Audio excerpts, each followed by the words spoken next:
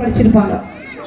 ஏன்னா அவங்களுக்கு வந்து மன சோர்வுகள் ஏற்படும் போது எப்போ வந்து அவங்களுக்கு மன சோர்வு ஏற்படுற மாதிரி நான் பார்ப்பேன்னு சொன்னா அக்காவுடைய உடல்நிலையை பாதிக்கப்படும் போது தான். ஏன்னா அக்காவுக்கு நிறைய கீமோ ரேடியேஷன்லாம் கொடுத்துருக்கும் போது ரொம்பவே அவங்க வந்து போயிடுவாங்க. எல்லாருக்குமே அது இருக்கிற ஒரு இயல்பான ஒரு விஷயம் தான். நம்ம அமைப்புல நம்மளுடைய ஒருங்கிணைப்பாளர், நம்மளுடைய தலைவர் நமக்கு வழிகாட்டி அவங்க நல்லா இருக்கணும், அவங்களுக்கு எதனா ஒரு பிரச்சனைன்னு வரும்போது தான் அவங்களுக்கு சோர்வு வரும் உண்மையிலேயே. அப்போ அந்த சோர்வு நேரத்துலலாம் நாங்கள் அந்த மாதிரியான புத்தகங்கள் தான் படிப்போம். அந்த மாதிரி செங்கோடியும் வந்து லெனின் தோரை பார்த்து தான் நிறைய வந்து படிச்சிருக்கிறாங்க. ஏன்னா ரஷ்ய எழுத்துக்கள், அந்த கவிதைகள், அவங்களுடைய அந்த அமைப்பு புரட்சிகர இயக்கத்தை கட்டி அமைக்கிற அந்த விஷயங்கள்லாம் பார்க்கும்போது நாங்கள் அப்படியே ஒன்றிச்சிடுவோம். கண்டிப்பா நீங்களும் வந்து வாய்ப்பு இருக்கும்போது கண்டிப்பா வந்து படிக்கணும். லெனின் அவர்கள் வந்து படித்தால்தான் உண்மையிலேயே வந்து ஒரு புரட்சிகர இயக்கம்னா எப்படி இருக்கும், ஒரு புரட்சிகர இயக்கத்துல எப்படி வந்து முழு நேர ஊழியர்கள் எப்படி வந்து பணியாற்றணும், அது ஒரு கட்சியா இருக்கட்டும் ஒரு இயக்கமா இருக்கட்டும் எல்லாமே வந்து அமைப்பினுடைய கொள்கையை தாங்கி பிடிக்கிறதா இருக்கட்டும் எல்லாத்துலயுமே வந்து நம்ம கத்துக்கணும்னா அது வந்து உண்மையிலேயே ரஷ்ய புரட்சியாளர்கள் குறித்து நம்ம நாட்டிலேயும் நிறைய போராடி இருக்கிறாங்க. அவங்க தலைவர்கள் எல்லாம் நான் வந்து என்ன சொல்றது, நான் புரட்சி மதிப்பிடல. ஆனாலுமே வந்து அமைப்பாய் உழைக்கும் வர்க்கமாய் நம்ம இன்னைக்கு ஒன்று திறனோம்னா கண்டிப்பா அந்த மாதிரியான புத்தகங்கள் தான் வாசிக்கணும். அதே மாதிரி நிறைய புரட்சியாளர்கள் வந்து லெனினை வந்து நேசிச்சிருக்கிறாங்க. பகத்சிங் வந்து தூக்குமேடைக்கு போகும்போது கூட ஒரு புரட்சியாளர் இன்னொரு புரட்சியாளரை சந்தித்துக் கொண்டிருக்கிறார், சற்று பொறுங்கள் என்று சொல்வார். அப்படி அவர் வந்து உயிர் விடுற நேரத்துல கூட லெனினை படிச்சிருக்கிறார். அப்படி எல்லாருமே நேசிக்கக்கூடிய மிகப்பெரிய ஒரு தலைவரா இன்னைக்கு லெனின் வந்து ஒரு மிகப்பெரிய ஒரு வெளிச்சமா இருக்கிறாருன்னா அதுக்கு முழுக்க காரணம் அவர் 24 மணி நேரமும் மக்கள் பத்தியே சிந்திச்சார். அந்த ஒரே ஒரு விஷயம் தான் நான் நினைக்கிறேன் ஆழமா இன்னைக்கு எல்லாருக்குமே வந்து லெனின் தோரை பிடிக்குதுன்னா 24 மணி நேரமும் அதே சொன்ன மாதிரி எப்பவுமே மக்களுக்காகவே சிந்திச்சு மக்களுக்காகவே வாழ்ந்துருக்கிறாரு. இன்னைக்கு அண்ணாமலை தான் வந்து சொல்றாரு, நான் வந்து 2000 புத்தகங்கள் படிச்சேன்னு சொல்லி இங்க இருக்கிற எல்லா சின்ன அதாவது பிற்போக்குத்தனமா இருக்கிற இளைஞர்களை வந்து உசுப்பி விட்டு இருக்கிறாரு.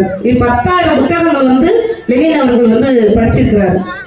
இப்படிப்பட்ட மிக சிறந்த ஆளுமைகள்லாம் இருக்கும் போதே இந்த மாதிரி ஒரு பொய் சொல்லிட்டு இருக்கிறாங்க. அதான் அக்கா சொன்ன மாதிரி சீமான் கூட செங்கோடி வந்து எங்க மேடைகள் எல்லாம் வந்து பறையடிச்சிருக்காங்கன்னு சொல்லி இந்த மாதிரியான பொய் புரட்டங்கள் எல்லாம் வந்து முறியடிக்கணும்னா நம்ம இந்த மாதிரி உழைக்கும் வர்க்கமாய் வந்து ஒன்று சேரணும். இது மட்டும்தான் வந்து அவங்களுக்கு வந்து ஒரு தெளிவு கொடுக்குமே தவிர மற்றது எதுவுமே வந்து கொடுக்காது அப்படின்றதுதான் நான் என்னுடைய புரிதல். அதே மாதிரி லெனின் தோழரும் வந்து கிட்டத்தட்ட இந்த புரட்சிகர சிந்தனை அவருக்கு எப்படி வந்தது, அவர் ஒரு கட்டளையிட்டா உடனே அங்க இருக்கிற பொறுப்பாளர்கள் அவர் புரட்சிகர இயக்கத்தில் இருக்கிறவங்க எல்லாருமே வந்து அவர் ஒரு கட்டளையிட்டாலே அது செய்யறாங்கன்னா அதுக்கு முழுக்க காரணமே வந்து அந்த கொடுங்கோன்மை ஆட்சி, ரஷ்யாவில் நடந்த கொடுங்கோன்மை ஆட்சியில எல்லாருமே பாதிக்கப்பட்டிருந்தாங்க. உழைப்பு சுரண்டல், அங்க வந்து பெண்களுக்கான ஒரு எந்த உரிமையுமே இல்லை.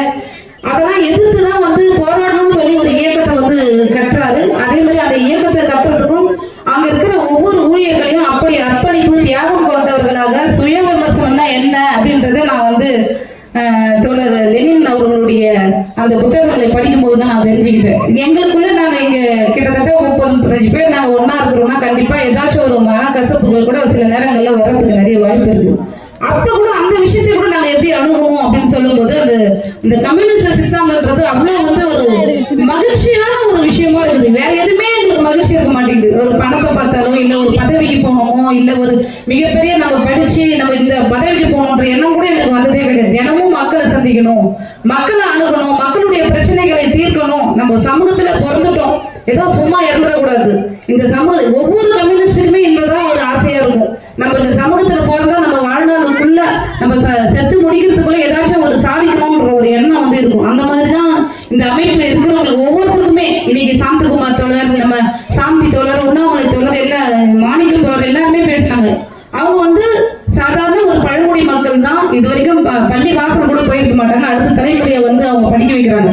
ஆனா கூட அவங்களுக்கு வந்து இந்த மக்கள் மேல ஒரு பாசம் பற்று எப்படி வருதுன்னா அக்காவுடைய தியாகம். நம்ம செங்கோடி தோழருடைய எந்த அளவுக்கு போனாலும் நாங்க எங்க அமைப்பில் இருக்கிறவங்க போவோம் இந்த மக்களுக்காக நாங்க எங்கேயுமே போவோம், எந்த ஒரு உயிர் கூட எங்களுக்கு ஒரு பெரிய விஷயமே இல்லை அப்படின்றதுக்கு செங்கோடி தான் ஒரு காரணம். அந்த மாதிரி இன்னைக்கு அவங்க எல்லாம் வந்து பேசுறாங்கன்னா இவ்வளவு அரசியல் உள்வாங்கி பேசிட்டு இருக்காங்கன்னா அதுக்கு முழுக்க அமைப்பினுடைய கொள்கைகள், சித்தாந்தம், அந்த கட்டுப்பாடு தான். இந்த ஒரு கட்டுப்பாடு, இந்த ஒரு ஒழுக்கம் எல்லாம் எப்படி வருதுன்னா ஒட்டுமொத்த உழைக்கும் மக்களுடைய தியாகம் தான், வெறுமனே நாங்க மட்டும் கிடையாது. அப்போ இந்த மாதிரி கம்யூனிஸ்ட் சித்தாந்தமா இருக்கட்டும் எல்லாத்தையும் உள்வாங்கி அதை மக்கள் கிட்ட கொண்டு போயிட்டு அவங்களுக்கும் வந்து ஒரு ஜனநாயக பூர்வமான விஷயம்